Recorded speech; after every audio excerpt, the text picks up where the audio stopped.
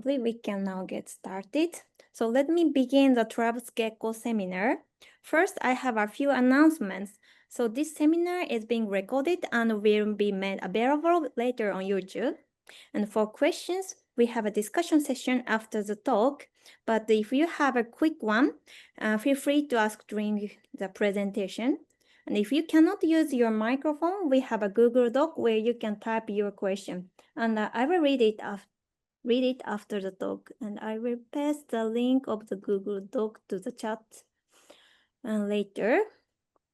Next, I'm pleased to introduce today's speaker, Dr. Daniela Galarraga Espinosa from IPMU. So she received her PhD in 2021 from Institut d'Astrophysique Spéciale in France. And she worked in MPA in Germany as a postdoctoral fellow. And early this year, she moved to IPMU. And actually, she is the first woman astrophysicist from Ecuador, which is remarkable. And she's an Thank you. and it's part of simulations of cosmic filament. And today she will talk about filament from large-scale structure to the circumgalactic medium. So Daniela, please start whenever you are ready. Yeah, so thank you very much, Aruka, for inviting me to this very nice seminar series. I think this is a great initiative. So yes, I want to tell you a bit more about my research on filaments and how filaments can be very important structures that we should study in order to understand many different processes that I'm gonna explain to you. So in order to introduce the context of my research, first I want to mention that, well, halos are not isolated. In this picture here, you see a slice of a simulation where I've plotted the positions of the stars. So apparently this is what we see, right? In the observations, we see just spherical objects that are not really connected, but they're actually really well connected via the cosmic web. So this is a web made of dark matter, and the gas falls into the dark matter gravitational potential wells and traces the web. And for example, we have different gas properties and in the cosmic web. For example, here I've shown the temperature, where we see that the temperature range in different parts of the cosmic web can have like a range of 4 orders of magnitude. So filaments are at the heart of different fields, and that's why I've dedicated my career to studying them. If you care about the distribution of matter in the large scales, well, many studies in simulations have shown that filaments contain half of the matter of the universe today. So if we want to understand matter distribution, we need to understand filaments.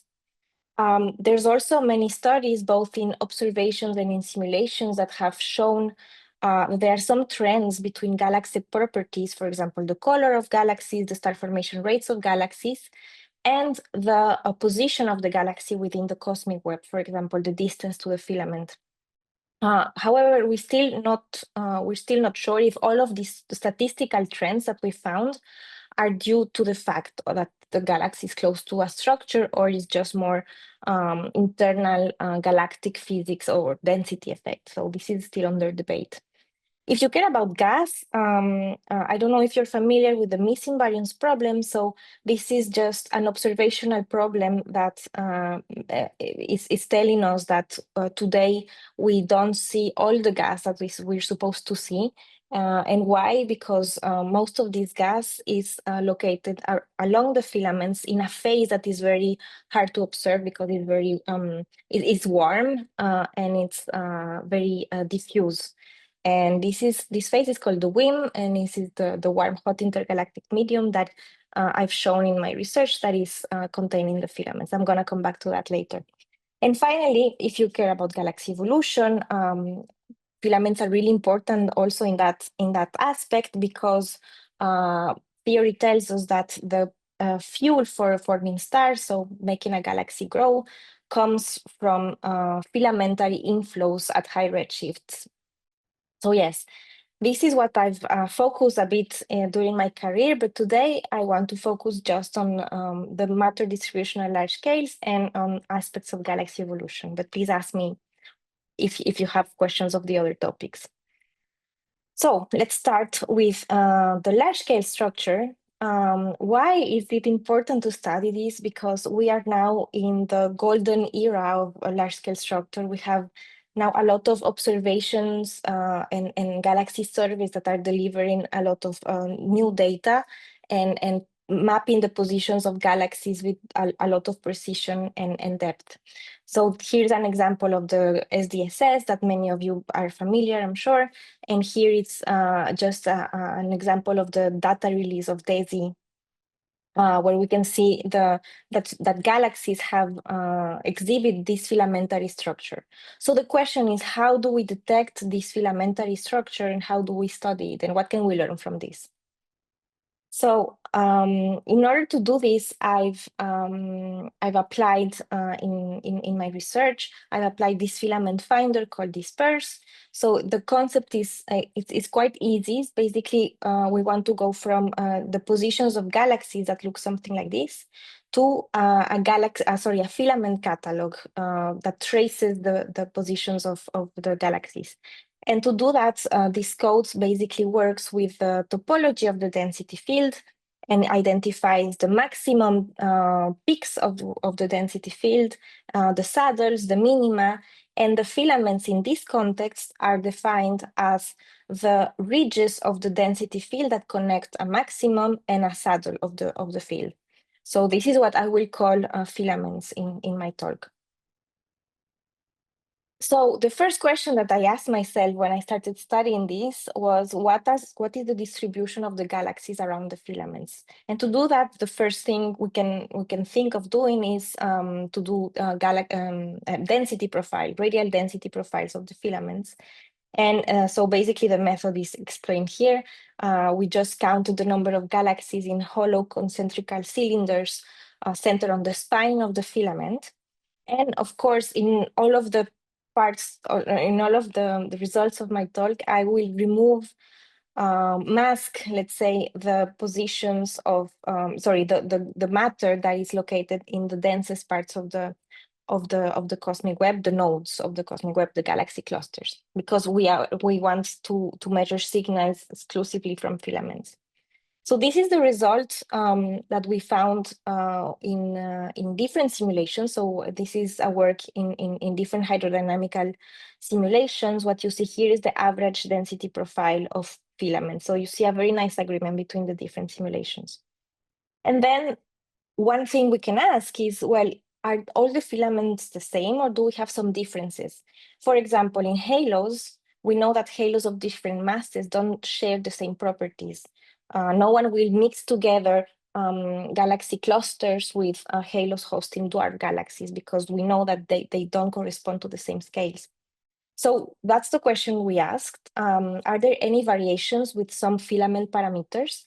And in my case, I decided to explore the length distribution. So basically, I perform these radial density profiles in very thin beams of length of different filaments. And we saw some differences between the results. And we saw that the shortest filaments were always a bit denser compared to the longest filaments. And then we splitted the filaments into extreme populations of the shortest and the longest filaments. And we investigated then what is the results in terms of dark matter density, the gas density, and the star density for short and long filaments. And this is what you see here.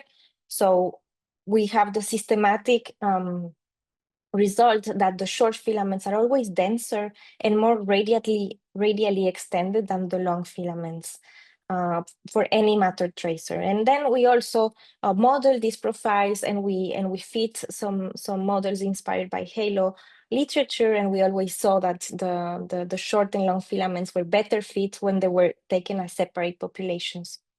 I have raised my hand, so I'm gonna try to lower it. But okay, maybe I cannot. Anyway, I will continue.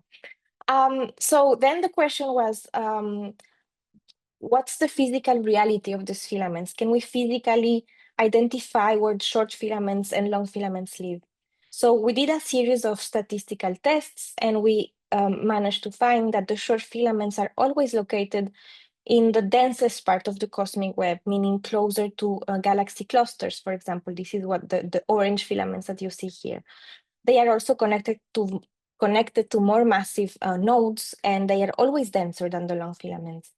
Yeah, and so this is what we found, that these two populations, two extreme populations, also trace different parts of the cosmic web, more over dense regions and less over dense regions for the long population.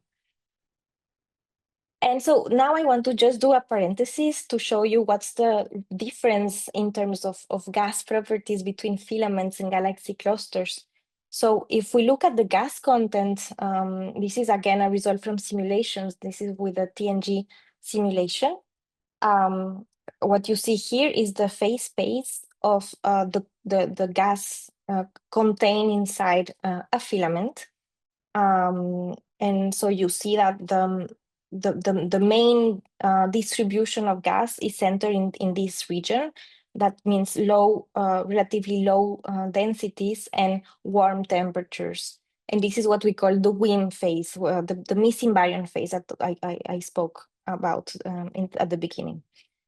In contrast, when we look at halos, massive halos, or like halos of typical masses of galaxy clusters, we see that their gas content is much hotter and denser. So they are located in this part of the gas and the phase space diagram, and that makes galaxy clusters also more easy to detect, for example, with X-ray observations, compared to, of course, this warm, hot intergalactic medium that is still very elusive in our observations.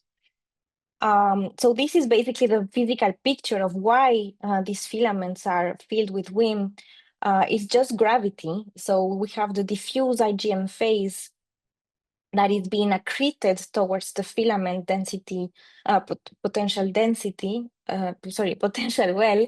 And this accretion makes the gas being heated thanks to shocks, and it converts into WIM. And this is what you see here. This is the velocity field of the gas cells in the simulation. And then we can also look at different scaling relations. I'm not going to go into the detail. I'm just going to tell you that when we look at gas density versus temperature, and also gas density versus pressure of the gas, we always see that filaments occupy like lower density and temperature ranges compared to massive groups and clusters. So we have this hierarchy of the different cosmic web structures that is very well represented in the gas properties of these different structures. So now we can ask ourselves, well, what is the picture at higher redshift? All of these results that I showed so far are at redshift 0. So this is what I did a few years ago. I used the Millennium TNG simulation. So for those who are not familiar with this simulation, is one of the largest simulations available in the market right now. It's a mix between the illustrious TNG simulation with all the physical model of this simulation, and the box of the very famous Millennium simulation. And so what I did was to detect the filaments at different redshifts. So the redshift 0 that we are very familiar with. And then I went to redshift 1, 2, 3, and 4. And so the first, the top row is corresponding to the galaxy distribution of the most massive galaxies at each redshift. And these are the ones that I used to trace the cosmic web at different redshifts. So you see already that there's no crazy variations between the cosmic web at redshift 3 and redshift 0. Like the positions, for example, of this void here is already present at redshift 3, at redshift 4, and it's just more contrasted at redshift 0 because gravity had time to act and to make structures collapse. And this is reflected also in the spatial distribution of the skeleton, the filamentary skeleton that I'm showing in the bottom row. And so then what I did was to study the filament length function. So basically like the halo mass function that you guys may be familiar with, but now let's talk about filament length function. This result that you're seeing here is in proper coordinates. So we see that at redshift 0, the filament length function peaks at around 12 megaparsecs. So a typical filament at redshift 0 is of 12 megaparsecs, more or less. And of course, as we expect, at a higher redshift, the proper length of filaments is smaller, like here are the values that you can see here. And yeah, this is expected because we know that the cosmic web expands and tied to the Hubble flow, and this makes filaments, of course, expand as well.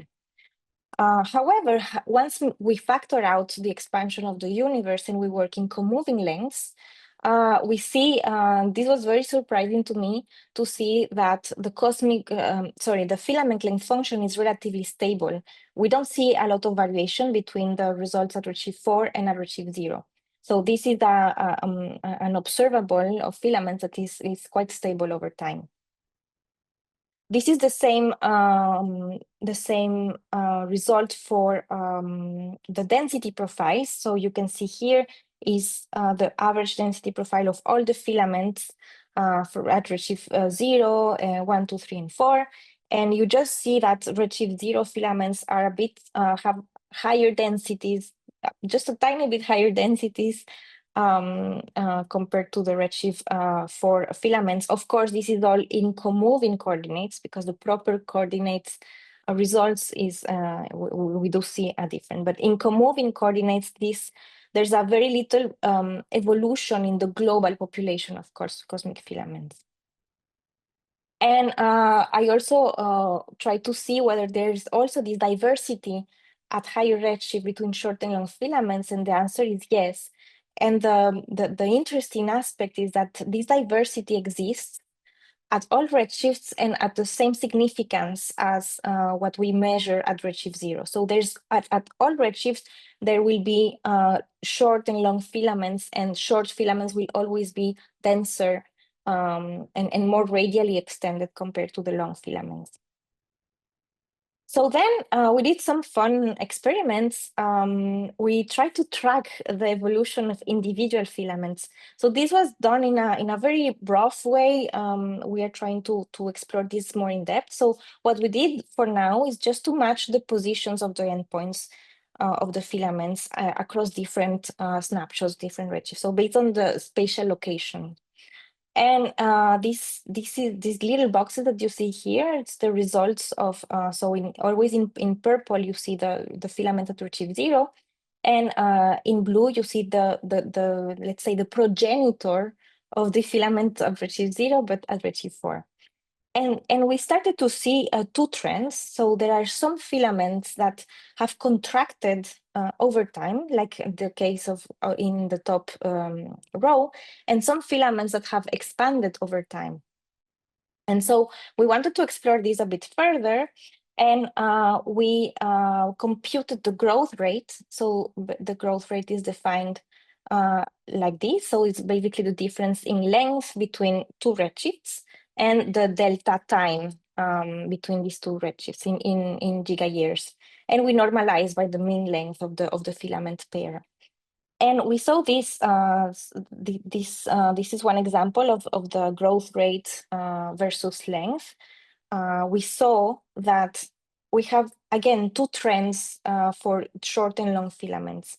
The long filaments are always in an expansive dynamics. We don't see any long filament that has growth rates showing contraction. So the points that are above this line here, it's show a dynamics of expansion, while the points below are contracting. So yeah, we see that long filaments are always expanding and the shortest filaments are always contracting. Of course, there's a very big scatter of all these medium length filaments, but the extremes, this is what we measure, right? So now, right now we're trying to connect these two different dynamics with cosmology and try to learn what we can learn about cosmology based on these properties of filaments. So yeah, this is the summary of my first part. All the filaments are not the same. I'm not gonna go into the details of all these tables. It's basically a comparison table between the short and the long population. Of course, there's the medium length population and there's some scatter, but this is what the extremes can tell us. Now let's talk about galaxies. So I'm gonna talk about filaments in the circumgalactic medium. First, reminding you that what I've talked in my first part of the talk corresponds to the large-scale filaments, so basically the filaments that connect galaxy clusters. But what happens if we take a galaxy, for example, this galaxy here that's located in a cosmic void, and we zoom? If we zoom around this galaxy, we see that this galaxy still we have some gaseous filaments that are connected to this galaxy, and these filaments are are thinner, are more tenuous. So this is what I call the local web around the galaxy, which is different from the large scale environment of a galaxy. Okay. And why do we care about the local web? Because again, this is what is supposed to regulate the accretion and the availability of cold gas I had at high redshift. So with this context in mind, I started a project where I try to understand galaxy quenching by looking at the number of filaments that a galaxy is connected to, number of small scale filaments or streams or in the local web. So I took the TNG 50 simulation at redshift 2, and I took all the centrals in this simulation and isolated the 3 megaparsec environment centered on the central. So every central will have a box like this. And I took the dark matter particles and detected the filaments, the small scale local filaments around this galaxy. And with these detections, I could easily measure a new observable called the galaxy connectivity, basically the number of filaments intersecting the virial radius around of the galaxy. And this is what you see here. It's the connectivity distribution. So we see that most of the galaxies are connected to two streams, some also 3 streams, and there's also galaxies that are completely disconnected from any filament, like this one, for example, and also a tail showing that high connectivity values is possible, but very rare. And so I wanted to understand what are the second dependencies behind these connectivity measures. How do connectivity depend on galaxy mass and also on the overdensity where the galaxy is living? Of course, we expect some dependency of this kind. So this is the result. I'm going to try to explain to you what this plot means. So the colors corresponds to the number of streams connected to the galaxy. And we see different trends. First, we see an increase of connectivity with mass, and this is very well explained by theoretical works that have focused on galaxy clusters, so higher scales, higher mass scales. But we also see a trend of connectivity with overdensity, so basically with how crowded is the environment around a given galaxy. So we see this decrease of low mass of connectivity for low mass galaxies living in high density environments, and this can be easily explained with looking at the tidal field. If you are a low mass galaxy in an environment where it's really crowded, you will be subject to very strong tides, and this will have a consequence that is hard for you to form filaments, or you can just lose your connections because of these tidal interactions, and that results on low connectivity to small scale filaments. Then very quickly, I'm going to tell you that we also explored how this connectivity varies for galaxy living in different cosmic web environments, different large scale environments. So we just split the different galaxies into clusters, into filaments, into voids, and we saw also variations in here. So galaxies of the same mass living in same density environments do not show the same connectivity if they are in filaments or if they are in voids. And this difference is significant. For example, these galaxies here, they have the same mass, same value or over density, but they are just 8 sigma different in connectivity. And finally, once we understood how connectivity varies with all of these parameters that are very important to understand, I could split the galaxies in different bins in order to isolate the dependence of mass and of density. And so this is the classes that I defined in terms of mass and local density. And I related this parameter connectivity with the specific star formation rate of these galaxies. So this is what you see here. In the x-axis, you have the number of streams or connectivity, and here's the specific star formation rate. And you see that for low mass galaxies, you have a positive relation between star formation rate and connectivity. And this is not the case for high mass galaxy. So this is pointing out a different accretion regimes for high and low mass galaxies, and we can think of like the typical cold accretion versus hot accretion for according to galaxy mass. Yes, so right now I was working with a student that is now trying to understand what's the gas content of these dark matter filaments. Remember, these small scale filaments, I define them in the dark matter density.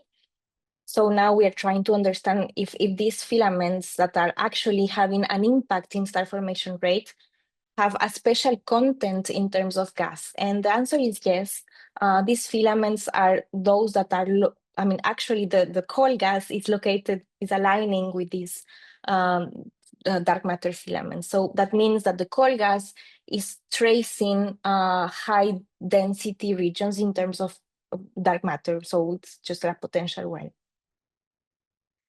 Now, in order, before I finish my talk, I want to talk about something that I've recently put out in the archive. It's the first observational attempt to observe these small scale filaments. And the way we did this is by combining different galaxy surveys. So I don't know if you're familiar with the JPA survey. I'm going to explain it very briefly. This is a spectrophotometric survey. That means that it's a photometric galaxy survey based in Spain. But it has very narrow bands, so with a lot of filters, a lot of bands. So that means that we can have kind of a low resolution spectrum of each object in the sky.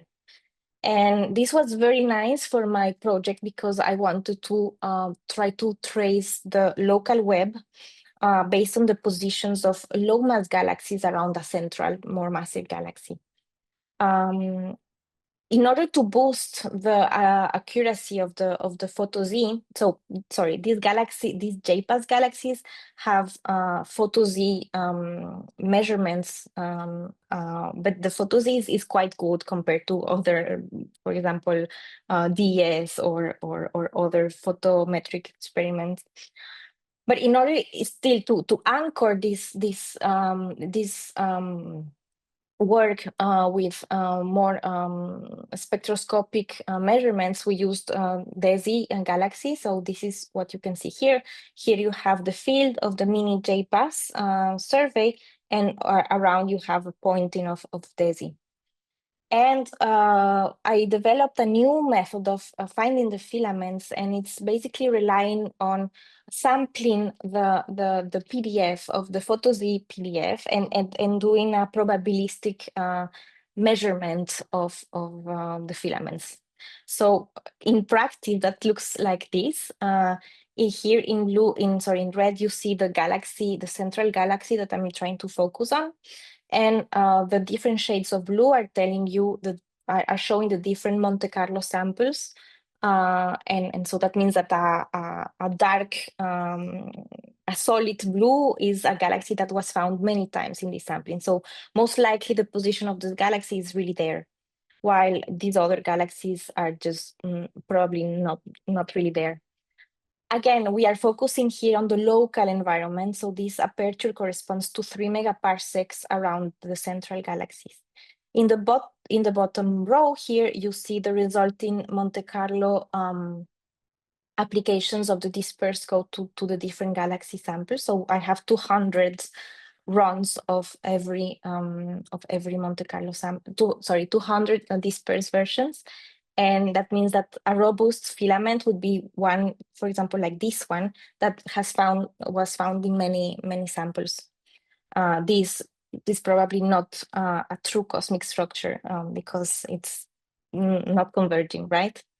The important part of this work is that we used mock catalogs. So I had to develop mock catalogs in order to develop to test the accuracy of the method, and also to try to understand all the systematics.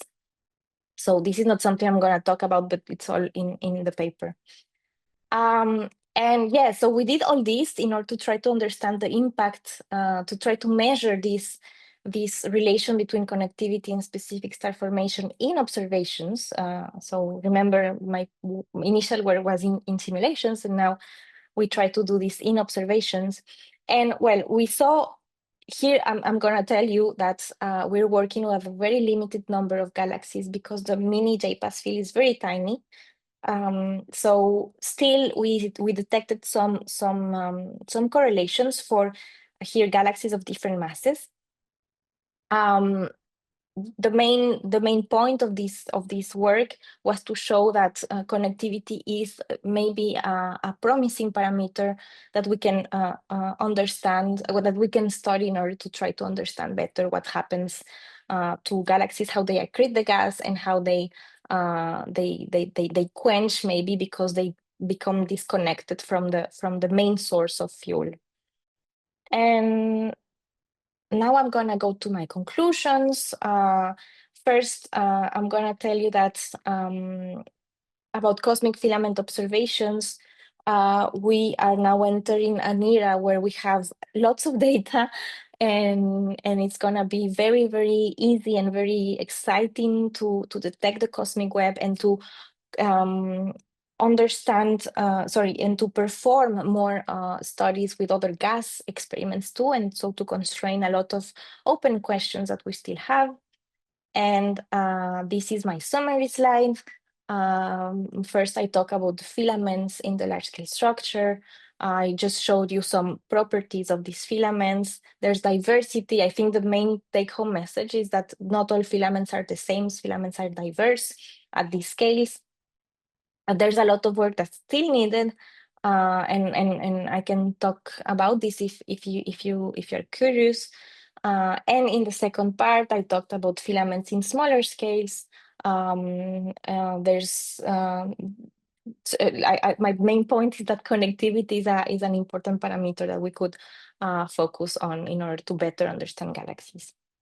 And with this, I am ready to take your questions. Thank you so much, Daniela, for your amazing talk. So to audience, if you have a question, please raise your hand using the Zoom button, or you can also add your question to the Google Doc.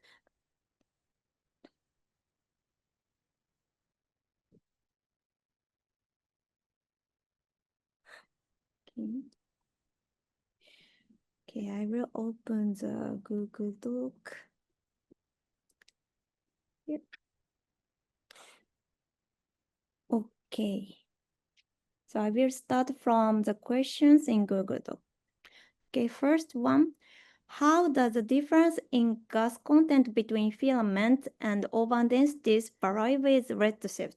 I think that at redshift higher than 2, depending on halo mass, cold gas might also be present in overdense regions. Yes, that's an excellent question. This is actually something that is very high in my to-do list, to expand the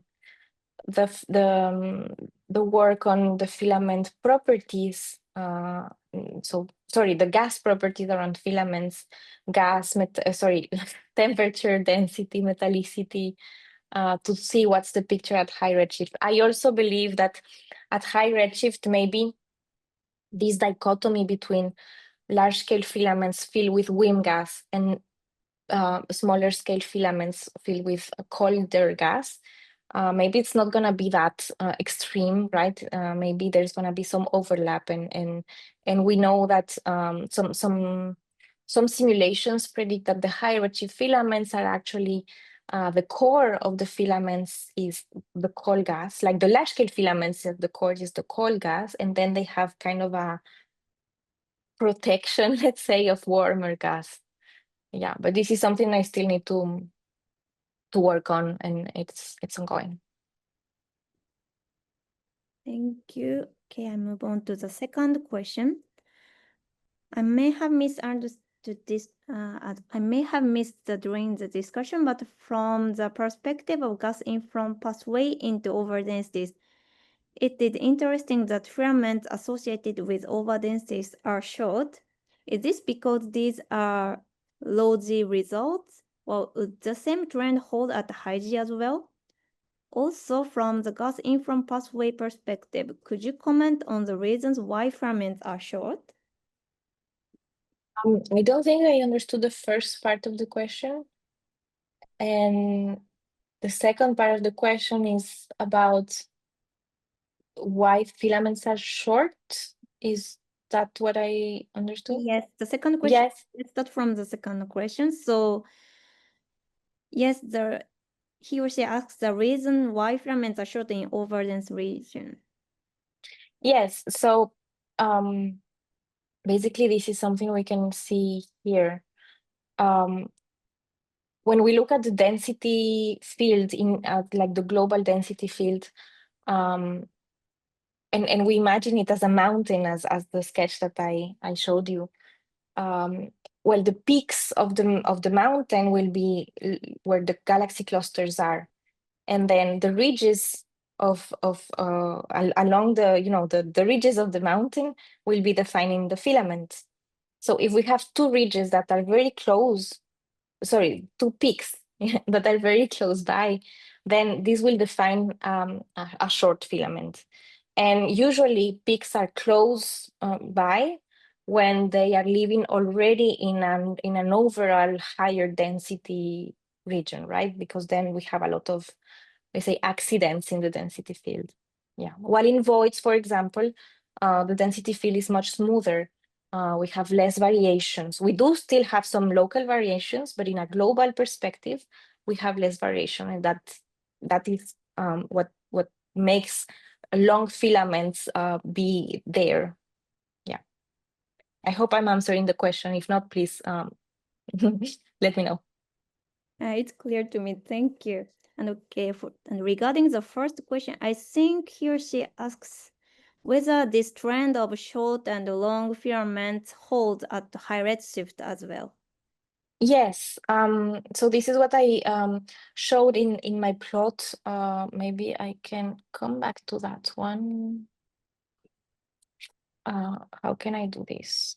Yes, to this plot.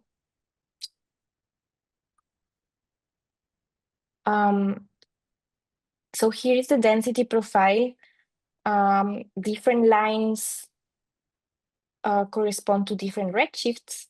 And for example, the redshift 0 line is the solid line that you see here for the short population, and the redshift 4 line is very basically overlapping with the redshift 0 line. Again, in co-moving coordinates. So that means that the diversity exists at all redshifts. And this is also something we can easily, I mean, I was a bit surprised by this result, but then when I looked, when I looked at at visually how the cosmic web looks like, we do see that at redshift 4, so this is the highest redshift that I explored.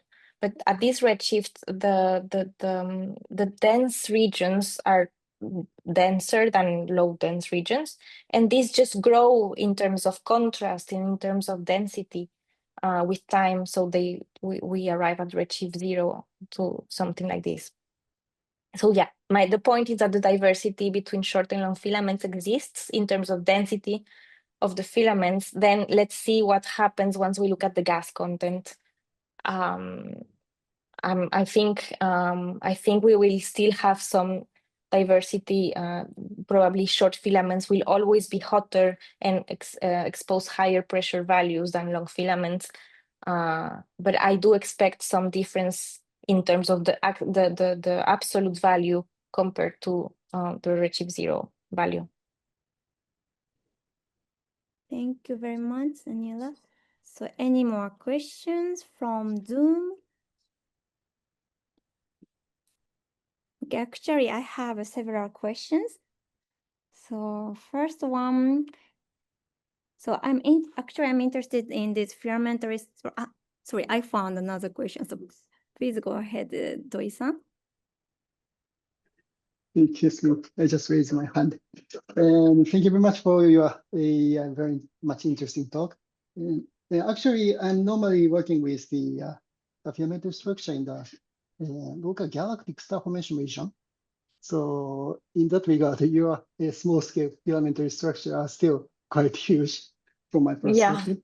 Yeah. And yeah, my question is that they normally in the star forming filaments are largely affected by the magnetic field Yeah. associated with those structures. So is there any chance that these cosmic scale filamentary structures are as well controlled or affected by the associated magnetic field? The large scale cosmic filaments? Yes. Is that what yeah. Yes. So yeah, actually there's a group in Bologna in Italy that is dedicated to measuring the magnetic fields of filaments, which is very small. I don't remember the last results, but we do expect, yes, some type of effect of magnetic fields on the filaments. Of course, from a simulation point of view, Yeah. yeah, I mean, we just work with what we have, but there is some dedicated group. This is led by Franco Vazza in Bologna, and they want to put some constraints on magnetic fields in voids and in filaments, and of course understand what's the effect and what's the implications for cosmic structure. Yeah. So, well, generally speaking, I'm very much interested if those magnetic field structures or magnetic field strengths as well can affect the characteristic of cosmic webs, such like the length of the filament or the density. Yeah, I don't think they will affect the for example, filament length. But maybe they will affect filament gas for sure, gas properties. Why not filament length? Because the length is a measurement of, I mean, basically the length of the filament depends on the density of the environment of the filament. Because it's defined. Let me come back to this plot. It will be easier. Yes. So it's defined really by the positions of galaxies. So if magnetic fields have a strong impact on, for example, modifying the positions of galaxies and how, galaxies trace the underlying dark matter density, maybe then there will be some consequence on filament length. But I believe that this might be just minimal and not really affecting these observable. Gas, I'm almost sure it will be affected. Yeah. All right, thanks. Yeah. Thank you very much.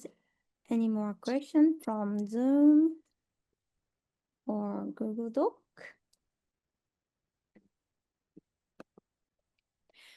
Okay, so I'd like to ask a few questions.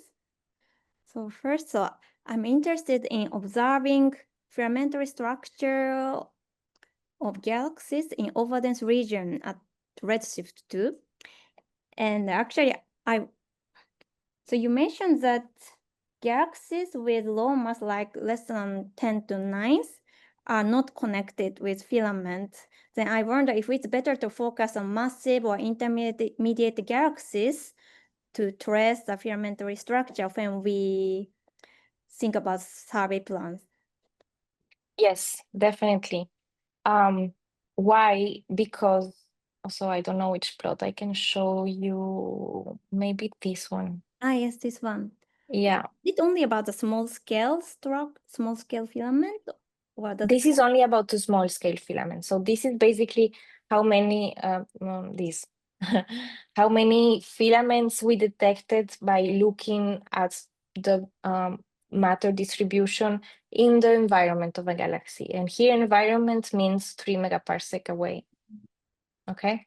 I see. Okay. So from an observational perspective, of course, we cannot look at the dark matter distribution, and the gas distribution is still very challenging to observe these filaments at this redshift, the cold filaments. There have been some new results that have shown that there's extended emission in Lyman alpha around a pair of quasars at redshift 3, but it's not clear if this is a true cosmic filament. Anyway, like in observations, it's really challenging to measure, to detect these filaments, and this is why I've used other galaxies to try to trace these structures, right? Because if other galaxies will also follow the dark matter density in a biased way, as always. But yeah, so in that context, I think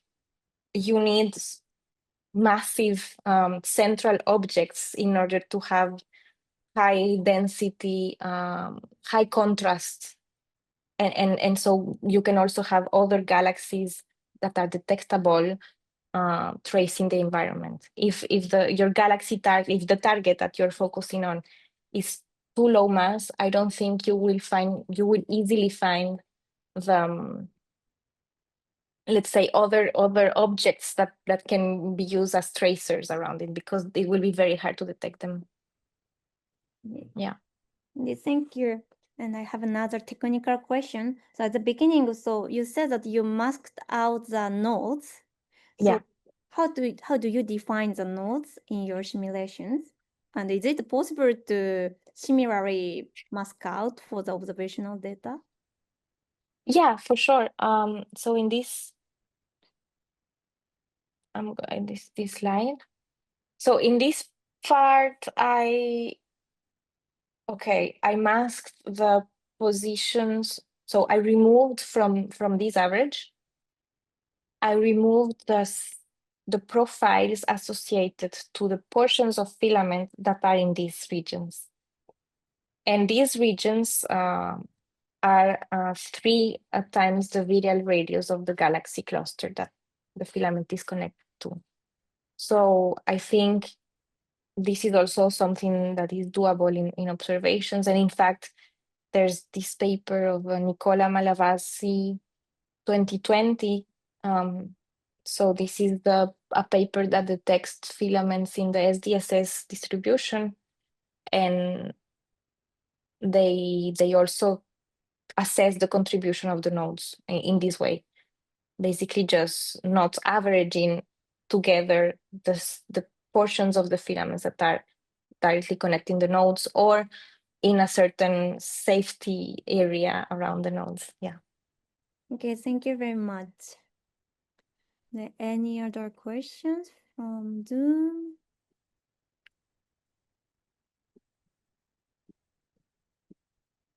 Or discussion seat? Not? Okay, actually I have one more question. Okay, actually I have one more question.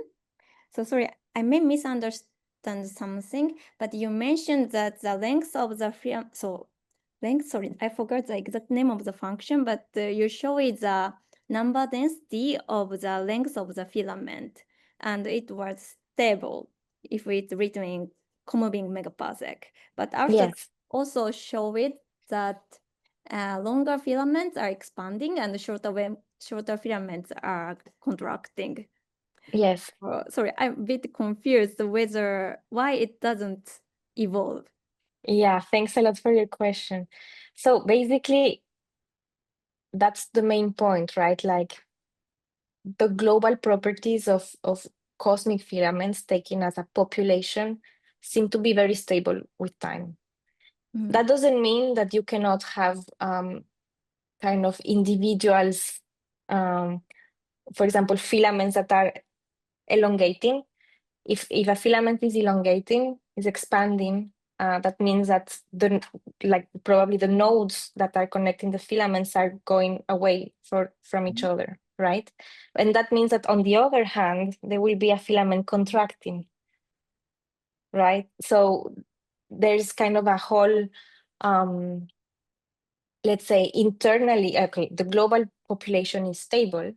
That doesn't mean that there is internal dynamics that can happen, like filaments can merge, filaments can expand, filaments can be broken, right? Because maybe a density peak will emerge.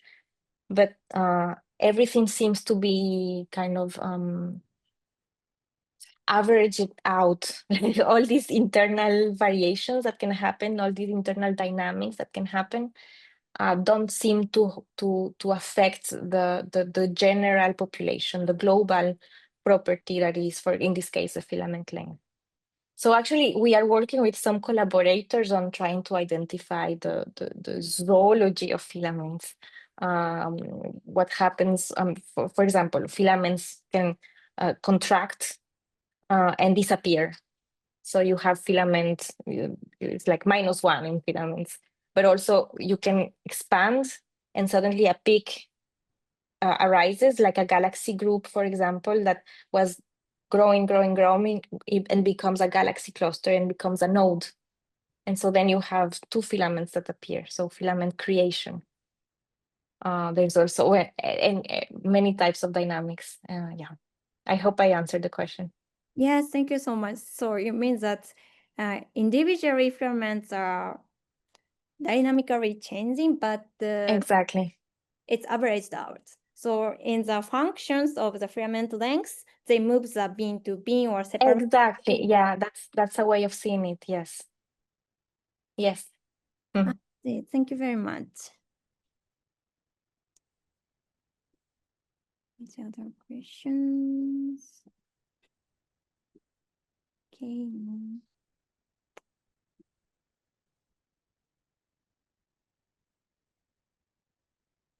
I think it's almost time, so I think we can end today's seminar. So thank you so much, Daniela. It was amazing talk.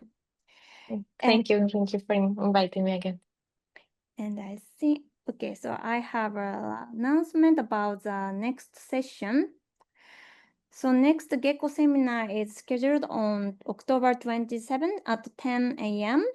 And Dr. Kahomori will give a talk on observational studies of massive stars in the Milky Way. So we hope you will join us then as well. So thank you very much. Thanks a lot, Daniel. Thank you. Bye-bye.